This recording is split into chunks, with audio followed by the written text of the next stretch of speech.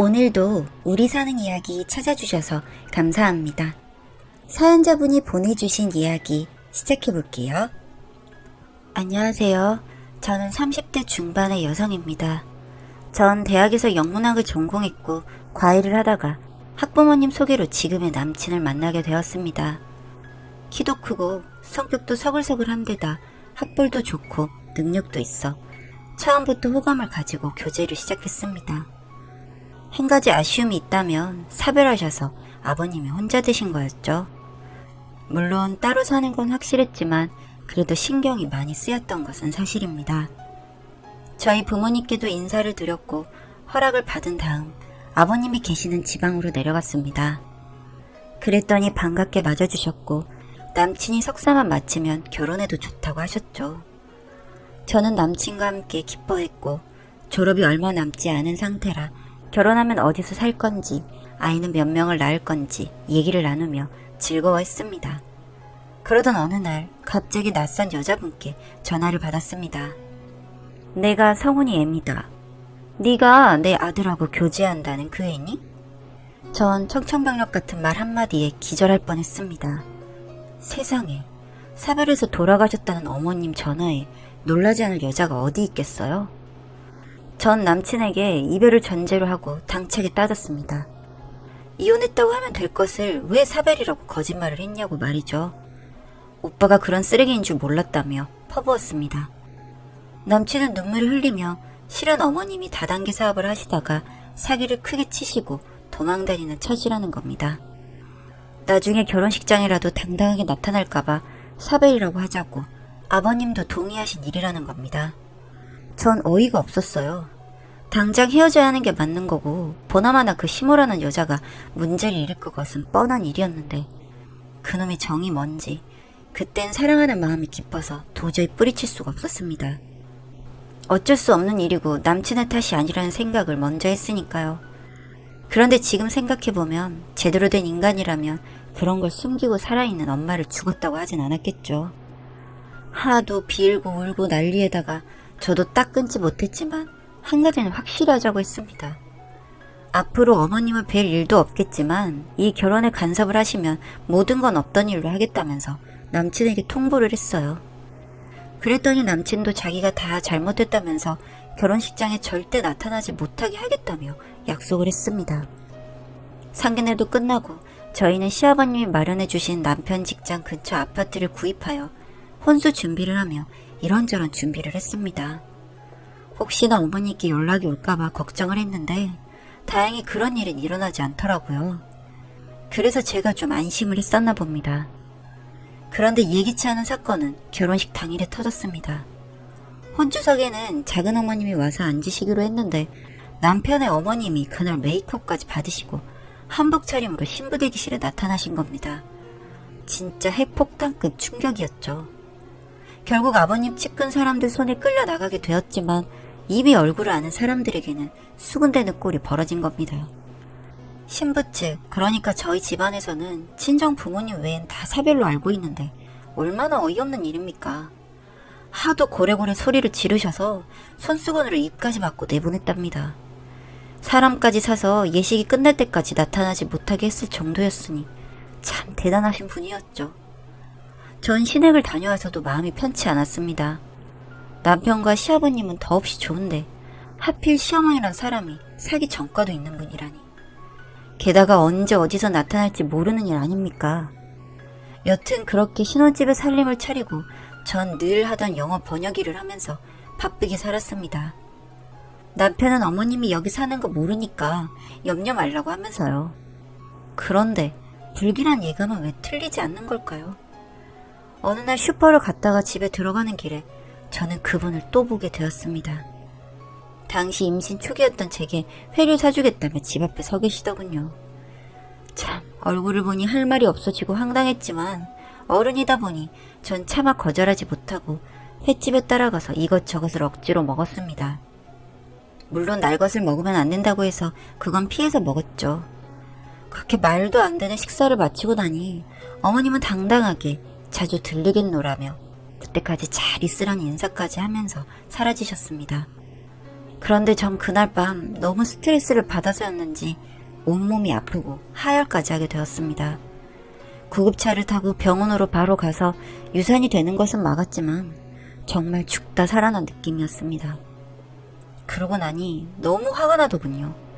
절대로 우리를 찾아올 일 없고 신혼집도 어딘 줄 모른다고 했는데 이렇게 찾아와서 결국엔 문제만 일으켰다면서 남편에게 온갖 짜증을 내고 부부싸움을 크게 하기도 했습니다. 자신의 죄를 아는지, 아니죠. 뭐 그런 엄마를 둔데 남편의 탓만은 아니니 죄는 아니지만 싹싹 빌더군요. 그래서 또 한 번 넘어갔습니다. 결혼까지 한 거 이혼할 순 없었으니까요. 그런데 다음엔 더 큰 사건이 기다리고 있었습니다. 평소 건강체질이라고 건강은 자부하시던 아버님이 위암 초기 진단을 받으셨는데 그래도 전절제를 해야 한다고 해서 수술을 받게 되신 겁니다. 갑작스레 진단받은 거라 집안의 충격도 대단했죠. 수술을 하고 나서도 한참은 병원 생활을 해야 했는데 배도 부른 제가 간병을 하기엔 힘들어서 간병인을 불렀습니다. 그런데 그날 전 제 눈을 의심했습니다. 시어머니가 간병인 유니폼을 입고 나타나신 겁니다. 시아버님은 바로 기절하시고 중환자실에 들어가셨습니다. 쇼크가 온 거죠. 큰 수술을 받고 제대로 드시지도 못한 상태에다 나이도 많으신 분에게 그 충격은 건디기가 힘드셨던 모양이었습니다.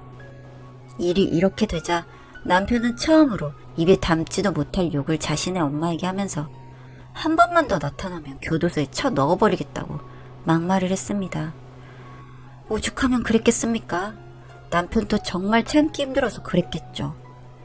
그러자 어머님은 아들의 뺨을 때리시면서 내가 이런 놈을 낳았다면서 앉아서 통곡을 하시더군요. 본인이 한 짓은 생각하지도 않고 저런 소리를 하는 그분이 정말 사람인가 싶었습니다. 지금 본인의 잘못으로 인해 몇 명의 사람이 고통받는지 본인만 모르시는 건지. 아직까지도 채권자들은 아버님에게 돈 갚으라고 성화인데 말도 안 되는 모습으로 나타난 어머니를 보니 쇼크가 얼만도 했죠. 지금은 부부도 아닌데 워낙 금액이 컸고 혼인관계 때 저지른 일이라 이래저래 골치가 많이 아픈 상태였습니다.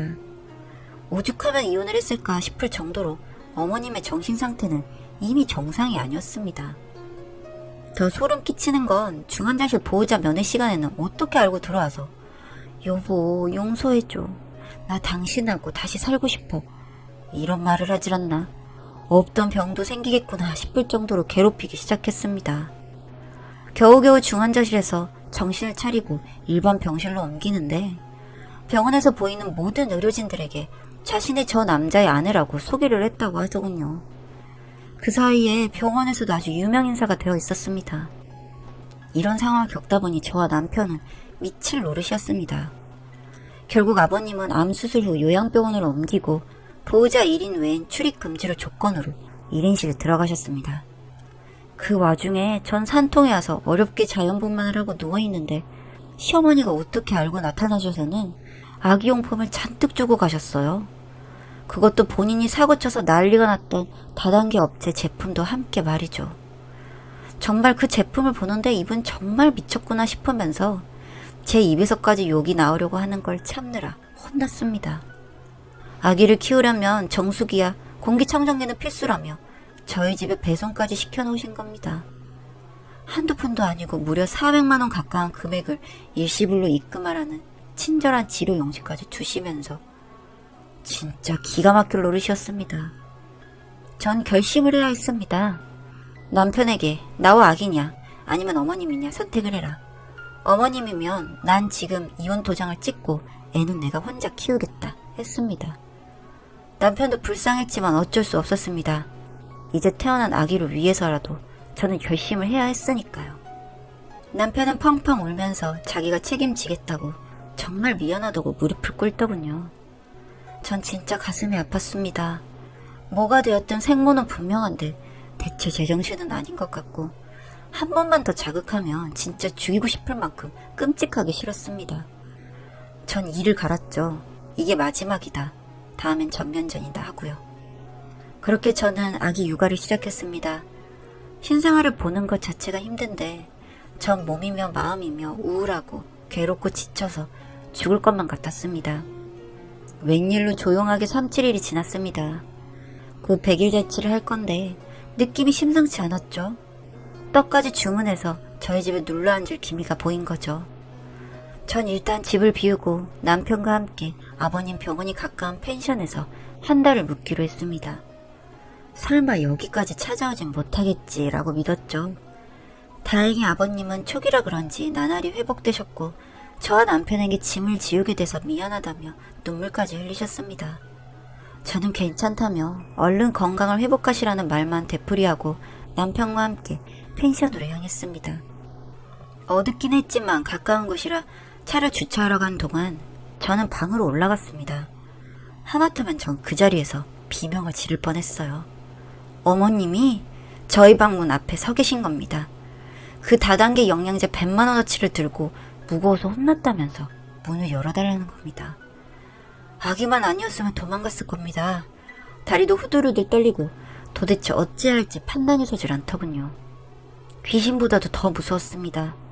어떻게 이렇게 알고 찾아오는 건지 너무너무 무섭고 소름이 끼쳐서 안고 있던 아기를 놓칠 뻔했으니까요. 그때 마침 남편이 나타났습니다.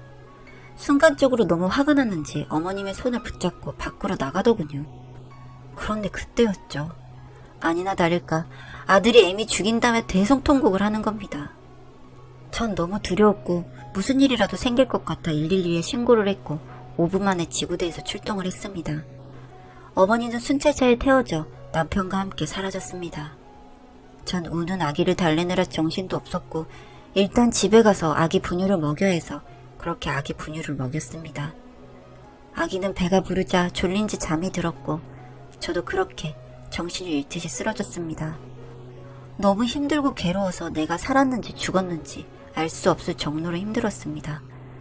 그렇게 정신을 놓고 있는데 남편이 경찰서에서 돌아왔습니다. 경찰서에도 그렇고 아무래도 어머니는 정신과 치료를 받게 될 것 같다고 하면서 술을 마시더군요. 사람이 무슨 말을 해도 횡설수설하고 이미 눈빛부터가 이상해졌다고 생각은 했는데 그래도 나와 상관없는 사람이라 생각하면 그만이다 하고 있었다고 합니다.